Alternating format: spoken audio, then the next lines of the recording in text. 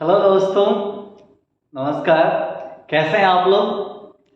तो देखिए, मैंने आपको जैसा जिक्र किया था कि बहुत जल्द जो है नेक्स्ट वीडियो आने वाला है और उसके लिए मैंने शॉर्ट्स डाल दिया था और मैं सोच रहा था कि कौन सा वीडियो नेक्स्ट वाला बनाऊं। और तो मैंने सोचा कि ऐसा करता हूं, टेंस का वीडियो बना देता हूं, क्योंकि कहते हैं ग्रामर की जानकारी टेंस के बिना, अगर जो है ग्रामर में अगर टेंस की जानकारी नहीं है तो समझिए ग्रामर का ज्ञान जो है अधूरा है। उसके बगैर जो है आगे आपको समझ में ही नहीं आएगा कि कैसे वॉइसेस और अनदर जो है आपके फॉर्मेट्स जो है वो बनेंगे। तो आज मैं जो है टेंस डील करने जा रहा हूं। हालांकि ये एक वीडियो में जो है ये पूरा नहीं होने वाला है, लेकिन मैं प्रयास करूंगा और अगर पूरा ना हो पाया तो दूसरा वीडियो में जो है इसको मैं पूरा कर दूंगा। सो देखिए, तो सबसे पहले जो है टेंस है ना, टेंस कहते किसे हैं और इसका हिंदी क्या होता है? तो टेंस का मतलब होता है काल। टेंस का मतलब क्या होता है? काल। और काल किसे कहते हैं? तो कहते हैं कि क्रिया के वह रूप जिसके दौरान जो है तरह तरह के चीजें घटती हैं, मतलब काल चक्र के दौरान जो चीजें घटती हैं कालखंड में, तो इसको जो है टेंस कहा जाता है। और इंग्लिश में कहें कि tense is an action of time. It means inside the time, during the time, any kinds of the actions can be happening on the earth, and that's why it can be recognized as tense. All right.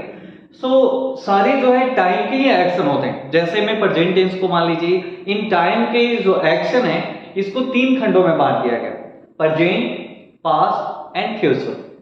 लेकिन एक common की wild English grammar है, उसके according जो है कहा जाता है कि first is past, second is present, and third one is future. Cause first past already has happened, and after that present is happening, and later future will happen. All right? मतलब इसका ये हो गया कि पहले तो जो है पास्ट में सारी चीजें घट चुकी हैं, यानी पहले पास्ट था।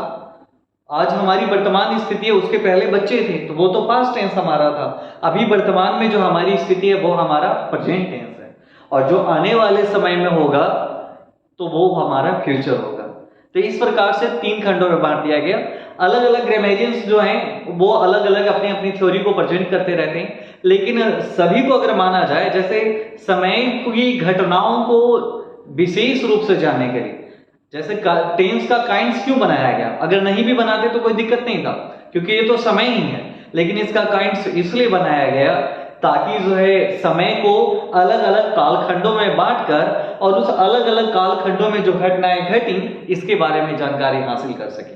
और इसलिए जो है इसे तीन भागों में बांट दिया गया, जिसे प्रेजेंट, पास्ट एंड फ्यूचर के नाम से जाना जाता है। तो आज हम तीनों के बारे में देखेंगे, लेकिन सबसे पहले प्रेजेंट के बारे में देखेंगे।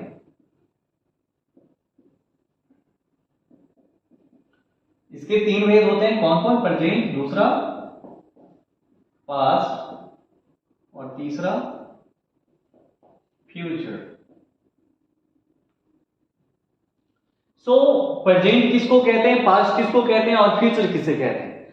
तो प्रेजेंट का मतलब हो गया, देखिए पहले के समय में एक धारावाहिक आती थी, कोई भी धारावाहिक, जैसे विष्णु पुराण हो गया, शक्तिमान हो गया, तरह तरह की धारावाहिक आया करती थी।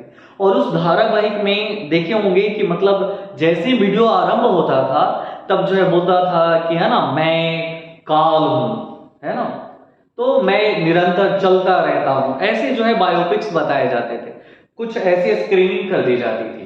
तो इसका मतलब क्या है, वो क्या बताना चाहते थे? तो वो काल चक्र की घटनाओं के विषय में ही बताना चाहते थे। तो यहां जो है हम इन तीनों खंडों के बारे में जानेंगे कि समय को आखिर इन तीनों खंडों में बांटने की आवश्यकता क्यों पड़ी और क्यों ये जरूरी था। तो देखिए, सबसे पहला कालखंड इसका कौन सा है? प्रेजेंट। प्रेजेंट टेंस किसे कहते हैं? So any kinds of the action that will happen in the present moment or time that could be recognized as present tense. मतलब वो सारी घटनाएं जो वर्तमान समय में घटती हैं और उसे जो है हमें वर्तमान काल के नाम से उसे जानते हैं। तो ये आपका हो गया प्रेजेंट टेंस का पूरा मोमेंट, है ना। पास्ट किसे कहते हैं? So any kinds of the action that already had happened in the past moment or time that could be recognized as past tense. मतलब वो सारी चीजें जो बीते हुए समय में, या कह सकते हैं बीते हुए लम्हों में, यानी कि बीते हुए दौर में जो समाप्त हुआ उसे हम पास्ट टेंस कहते हैं। और फ्यूचर जो हमारा आने वाला भविष्य है, यानी आप लोग जो देख रहे हैं, जब आप लोगों के बाल सफेद हो जाए तो समझ लीजिए कि आप भी फ्यूचर टेंस में पहुंच चुके हैं। तो देखिए, तो प्रेजेंट, पास्ट एंड फ्यूचर हो गया। अब प्रेजेंट टेंस किसे कहते हैं? तो देखिए, पर तीनों का जो है सबसे पहले जो है चार भेद होता है सबका। जैसे प्रेजेंट टेंस का हो गया, तो पहला इसका सिंपल, दूसरा आपका हो गया प्रोग्रेसिव,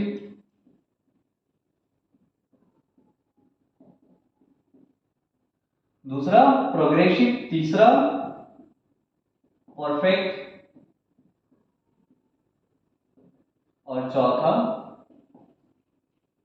परफेक्ट प्रोग्रेसिव।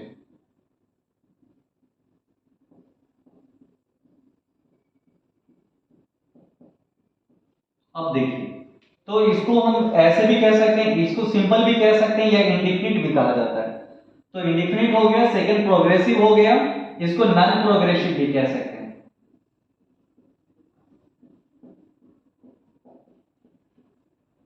ये प्रोग्रेसिव, इसमें परफेक्ट नॉन प्रोग्रेसिव इसे कह सकते हैं।